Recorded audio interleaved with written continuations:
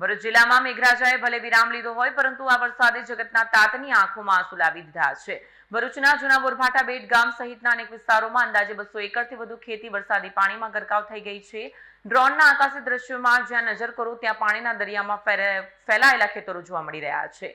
કેળ, તુવેર, કપાસ અને લીલા શાકભાજીના પાકને ભારે નુકસાન થતા ખેડૂતો હવે સરકાર પાસે તાત્કાલિક સર્વે અને સહાયની માંગ કરી રહ્યા છે। જોઈએ આ ખાસ અહેવાલ।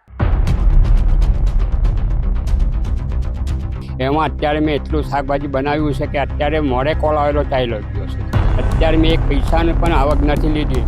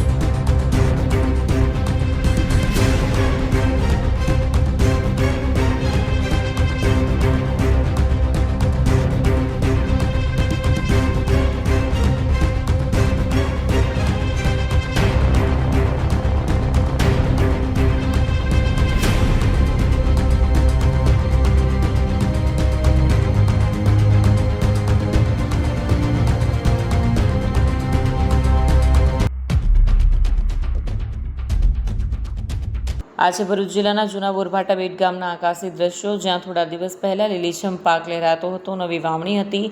આજે માત્ર પાણી જ પાણી જોવા મળી રહ્યું છે। ભારે વરસાદના કારણે અંદાજે 200 એકરથી વધુ ખેતી વરસાદી પાણીમાં ગરકાવ થઈ ગઈ છે। ડ્રોન વિડીયોમાં સ્પષ્ટ જોઈ શકાય છે કે ખેતરો નાના તળાવમાં ફેરવાઈ ગયા છે। ખેડૂતોની ચિંતા વધી છે। બિયારણમાં પણ ફૂગ લાગતા પાક સંપૂર્ણપણે બળી ગયું છે। ખેડૂતો કહે છે કે બેંક અને વેપારીઓ પાસેથી દેવું કરીને વાવણી કરી હતી, પરંતુ હવે આખી મહેનત પાણીમાં ગઈ છે। આ સ્થિતિ માત્ર 1-2 ખેડૂતોની નથી, પરંતુ સમગ્ર વિસ્તારના ખેડૂતો માટે આર્થિક સંકટ ઊભું થયું છે। નુકસાનનો આંક કરોડો રૂપિયામાં પહોંચે તેવી શક્યતા છે। મારું નામ ગણપતભાઈ જયરામભાઈ પટેલ। હું જૂના બોરભાટા બેટનો રહેવાસી અને મારી ખેતી 10 થી 15 વીઘાની ખેતી છે। એમાં અત્યારે મેં એટલું શાકભાજી બનાવ્યું છે કે અત્યારે મોડે કોલ આવેલો ચાલ્યો ગયો છે। અત્યારે મેં એક પૈસાની પણ આવક નથી લીધી અને શાકભાજી તમામ શાકભાજી એટલે કે ભીંડા છે, તુરિયા છે, કાંકડી છે, તુવેર છે, ચોળી છે, એ તમામ પાક અમારો નિષ્ફળ ગયો છે।